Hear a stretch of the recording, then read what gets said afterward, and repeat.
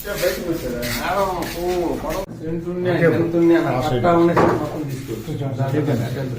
కజ్జా చేశానంట. ఆ కజ్జా నా కొడుకుని చెప్తే కొట్టేవాళ్ళు రాసేది, అంతేగాని నేనేం కజ్జావాడిని కాదు. కజ్జా చేసినా కూడా సాక్షి పేపర్ లో వచ్చింది సార్. అవునవును చూసాను. రామకట్టంలో తెలుగుదేశం పార్టీ నాయకులు సెంటునే తీసేసుకోవచ్చు. ఆల్ రైట్ మొత్తం నా భూమి దాంట్లో ఒక సెంటు ఆక్రమించున్నా ఆయన బినామీ పేర్ల మీద విచారణ చేసి ఆ భూమి తీసుకోండి. నిజం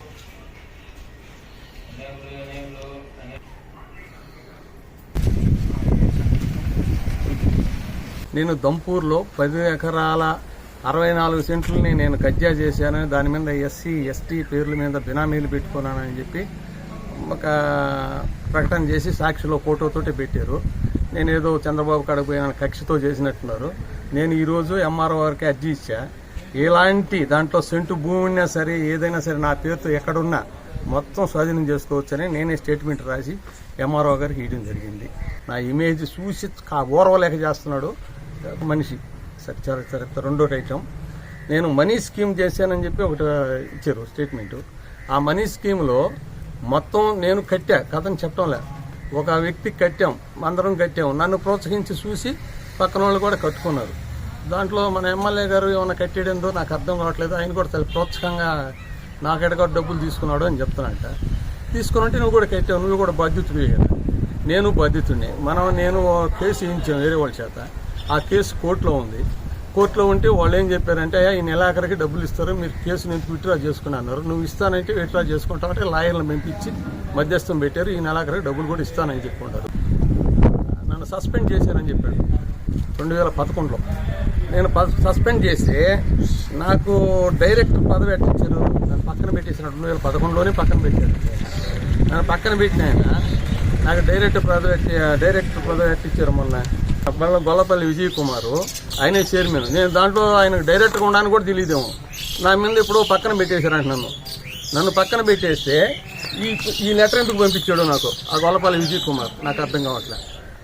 నేనేందో ఆ విజయ్ కుమార్ కూడా తెలుసు, కానీ పక్కన చెవు కొరకుతున్నాడు ఒక ఆయన. ఆ చెవు కొరక చెప్పి ఆయన మాటలు ఈయన చెప్పాడు. నేను డైరెక్టర్ని. నేను పోయిన సంవత్సరం నన్ను ప్రమాణ రమ్మన్నారు, నాకు ఇష్టం లేదు పోలా.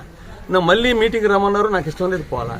మొన్న నిన్నగాక ఒక 20 రోజుల క్రితం కాల్ చేశారు మళ్ళీ రమ్మని. నేను పల్లె, నాకు వద్దు, నాకు అవసరం లేదు, నేను ప్రమాణ స్వీకారానికే రాలేదు, నన్ను వదిలేయండి అని చెప్పా. అయినా వాళ్ళు ఇప్పటికీ ఎలాడతాను పట్టుకొని. ఈ మాట ఈయన మర్చిపోయి నేను దాంట్లో డైరెక్ట్గా ఉన్నాను చెప్పి నన్ను పక్కన పెట్టేసి సస్పెండ్ చేశారట. నన్ను ఇంతవరకు సస్పెండ్ చేయలే, నేను రాజీనామా చేయలే. నేను ఏదో ఇంక వాళ్ళు మనం వద్దనుకొని నేనే ఆ రోజు ప్రమాణం చేసి వచ్చా. నేను సర్పంచ్గా ఓడిపోతే నీ ఇంటికి గడప కూడా తొక్కనని చెప్పిన అవసరం అతనికే చెప్పా.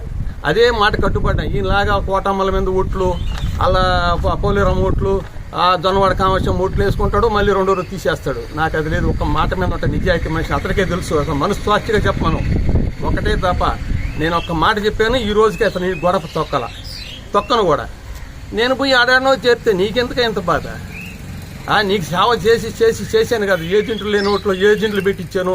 నిన్ను ఒక ఎడవలు ఒక్క హెడ్ క్వార్టర్లో నిన్ను ఒక్కడింటికి పిలిచే నాయకుడు ఉన్నాడు అని చెప్పు. ఆ రోజు నేను లేనప్పుడు ఒక్కడ పిలవడు. ఎందుకంటే పాసిన సుబ్రహ్మణ్యం ఇస్తే ఎవరిని పిలవాలన్నా మనకెందుకని నువ్వు ఎంఆర్ ఆఫీసు ఎండి ఆఫీసు పోయేవాడు కానీ నేను ఆహ్వానించాడు. ప్రతి ఇంటికి ఆహ్వానించి డిన్నర్లు ఇప్పించి పార్టీలు చేర్చి పార్టీలో ఆయన యనమల రామకృష్ణని పెట్టి బ్రహ్మాండమైన మొబలైజ్ చేసి బ్రహ్మాండ పేరు ఇచ్చి నీకు మంచి మెజారిటీ ఇచ్చి ఇడవలూరులో చూపించా. హెడ్ క్వార్టర్లోనే అంత పని చేశా. నువ్వు ఏదో ఎవరో స్వార్థపరులు మాట్లాడి వాళ్ళ మాట్లాడి వీళ్ళు మాట్లాడి నన్ను నువ్వు చిన్నపరచాలంటే నువ్వు కూడా దాంట్లో బాధ్యతుడివే. నన్ను నేను చిన్న పని చేయలేవు. నేనేమో అంత ఎదవని కాదు, నాకు అంత తెలుసు. నిజాయితీ నిజాన్ని ఈ రోజు కూడా నాకుండేది. నేను ప్రెసిడెంట్కి ఓడిపోవడానికి కారణం కూడా నువ్వే, నాకు తెలుసు ఆ సంగతి. మధ్య వరుసగా వైఎస్ఆర్సీపీ పార్టీ కోవూరు నియోజకవర్గంలో క్రమేపీ ఖాళీ అయిపోతా ఉంది. ఖాళీ అయిపోయేటువంటి అంశాన్ని డైవర్ట్ చేయడం కోసమో, లేకపోతే ఎవరైతే నాయకులు వైఎస్ఆర్సీపీలో శాసనసభ్యులు ప్రసన్న కుమార్ రెడ్డి పైన ఉన్నటువంటి వ్యతిరేకత, జగన్మోహన్ రెడ్డి మీద ఉన్న వ్యతిరేకత, వీటన్నిటిని బేస్ చేసుకుని ఈ రాష్ట్రానికి కావాల్సిన అవసరాన్ని గుర్తించి తెలుగుదేశం పార్టీలో చేరుతా ఉన్నారు. తెలుగుదేశం పార్టీ వాళ్ళ యొక్క సేవలు చేసుకోవడం కోసం కూడా వాళ్ళందరూ ఆహ్వానిస్తూ ఉంది. అయితే గడిచిన ఒక 4-5 రోజులుగా కోవూరు నియోజకవర్గంలో భారీ స్థాయిలో పోలవరెడ్డి దినేష్ రెడ్డి గారి యొక్క ఆధ్వర్యంలో జాతీయ పార్టీ అధ్యక్షులు నారా చంద్రబాబు నాయుడు గారి సమక్షంలో నియోజకవర్గ పరిధిలో కొంతమంది ముఖ్యమైనటువంటి నాయకులు వాళ్ళ అనుచర గణం వైఎస్ఆర్సీపీ నుంచి తెలుగుదేశం పార్టీలో చేరారు. ఇది వాస్తవం. ఆ వెంటనే రెండో రోజు ఆల్డా చైర్మన్ గారు గొల్లపల్లి విజయ్ కుమార్ గారి చేత ఒక ప్రెస్ మీట్ పెట్టించారు. తరకలు చేరారు, మేము వదిలేసాం, మేము వదిలేస్తే వాళ్ళందరూ అక్కడ చేరారు, వారి వల్ల ఉపయోగాలు లేవు అని ఏదేదో మాట్లాడుతూ వచ్చారు. ఆ చైర్మన్ విజయ్ కుమార్ గారికి చెప్తా ఉన్నాం, 2019 ఎన్నికల్లో ప్రసన్న కుమార్ రెడ్డి యొక్క విజయం కోసం కష్టపడి పనిచేసిన నాయకత్వాలు కరెక్ట్గా 2-3 రోజుల్లో మీకు పనికిమాలయ్యారా? 2-3 సంవత్సరాల కాలం పనికిమాలయ్యారా? వాళ్ళు తరకలయ్యారా? నిజంగా వాళ్ళు తరకలో లేకపోతే వాళ్ళ ఉపయోగం లేదు అనుకుంటే ప్రెస్ మీట్లు పెట్టి మీరు వివరించాల్సిన అవసరం లేదని అడుగుతా ఉన్నాం.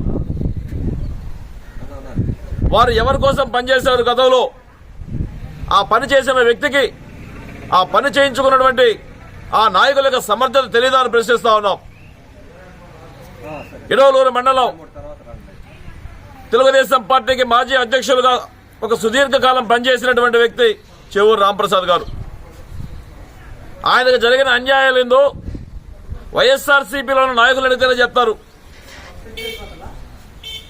ఇందుకూరుపేట నుంచి విజయ్ కుమార్ గారు కాదు, ఈ డౌలూరు మండలంలో తెలుగుదేశం పార్టీ నాయకత్వాలే కాకుండా వైఎస్ఆర్సీపీ నాయకులను అడిగితే ఊటుకూరులో నాగేంద్ర గారికి ఏం జరిగిందో, రాంప్రసాద్ గారికి ఏం జరిగిందో, రాబోయే రోజుల్లో ఎవరైతే వైఎస్ఆర్సీపీ నాయకులు ఉన్నారో ఈ రోజున అనేక రకాలుగా ఇబ్బంది పడుతూ ఉన్నారో వారందరినీ ఒకసారి సమీక్ష చేసుకుంటే ఏమి జరిగిందో చెప్తారు మీకు. దంపూరు గ్రామంలో ఆక్రమణలు జరిగాయని చెప్పారు. ఇప్పుడే మా రాంప్రసాద్ అన్న ఎంఆర్ఓ గారికి అర్జీ ఇచ్చారు. అధికారంలో వైఎస్ఆర్సీపీ పార్టీ ఉంది, కోవూరు నియోజకవర్గంలో వైఎస్ఆర్సీపీ ఎమ్మెల్యే ఉన్నాడు, ఇక్కడ చాలా పెద్ద నాయకులు ఉన్నారు. మీరు తెచ్చుకున్న ఎంఆర్ఓలు ఉన్నారు, ఎంపీడీఓలు ఉన్నారు, రెవెన్యూ అధికారులు ఉన్నారు, ఆర్ఐలు ఉన్నారు. సమగ్రమైన విచారణ చేయించండి. ఎక్కడైనా ఒక్క అరసెంటు భూమి రాంప్రసాద్ అన్న పేరు మీద కానీ ఆయన బినామీ పేర్ల మీద కానీ ఉంటే ఆ భూమిని మీరు స్వాధీనం చేసుకోవచ్చు. చట్టపరమైన ఎటువంటి చర్య తీసుకోవడానికైనా సరే రాంప్రసాద్ అన్న సిద్ధంగా ఉన్నారు. నిరూపణ చేయలేకపోతే వైఎస్ఆర్సీపీ నాయకులు ఏం చేస్తారని అడుగుతా ఉన్నాం. మీరు చేసిన అసత్య ఆరోపణలను నిరూపించే దమ్ము ధైర్యం ఏ ఒక్క వైఎస్ఆర్సీపీ నాయకుడుకున్నా సరే మేము సమాజ్ సేకరించడానికి సిద్ధంగా ఉన్నాం. మనీ స్కాముల గురించో వాటి గురించో మాట్లాడారు. దాంట్లో కూడా రాంప్రసాద్ అని కూడా బాధితుడే. వాటికి సంబంధించిన వ్యవహారాలు కోర్టులో జరుగుతూ ఉన్నాయి. బయటకు వచ్చిన తర్వాత మీరు మాట్లాడాలా. క్రికెట్ బెట్టింగ్లు చేయాల, పేకాడ మాఫియాలు చేయాల, ఇసుక దోచుకొని పోలా, గ్రావెల్ దోచుకొని పోలా, బెదిరింపులు చేయాల, రౌడీజాలు చేయాల, అసభ్యమైన పదజాలతో దూషణలు చేయాల. సభ్య సమాజం గౌరవించే విధంగా ఆత్మగౌరవంతో బతుకుతున్న వ్యక్తి చెవూరు రాంప్రసాద్ గారు. ఈ రోజున ఒక టిష్యూ పేపర్ లాంటి సాక్షిలో మీ ఇష్టం వచ్చినట్టు మాట్లాడుకుంటే, మీ ఇష్టం వచ్చిన రాతలు రాసుకుంటే భయపడిపోయేది వాళ్ళు తెలుగుదేశం పార్టీ నాయకత్వాలు కాదు, తెలుగుదేశం పార్టీ కార్యకర్తలు కాదు తెలియజేస్తా ఉన్నాం. మరింత రెట్టింపు ఉత్సాహంతో ప్రజల కోసం పనిచేస్తాం. ఖచ్చితంగా వైఎస్ఆర్సీపీ గద్దె దించే తీరుతాం. రాబోయే రోజుల్లో ఇడవలూరు మండలంలో వైఎస్ఆర్సీపీ పార్టీ ఖాళీ కావడం ఖాయం. తెలుగుదేశం పార్టీ మరింత పుంజుకోవడం ఖాయం.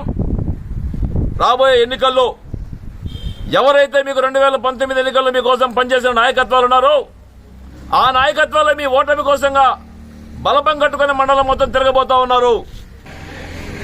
మీరు చేసినటువంటి అసత్య ప్రజాపనని, అసత్య ఆరోపణలని ప్రజలు నమ్మరని చెప్పని మీ యొక్క బుద్ధులు మార్చుకోమని చెప్పని వైకాపా నాయకులకు హితవు పలుకుతా ఉన్నాం.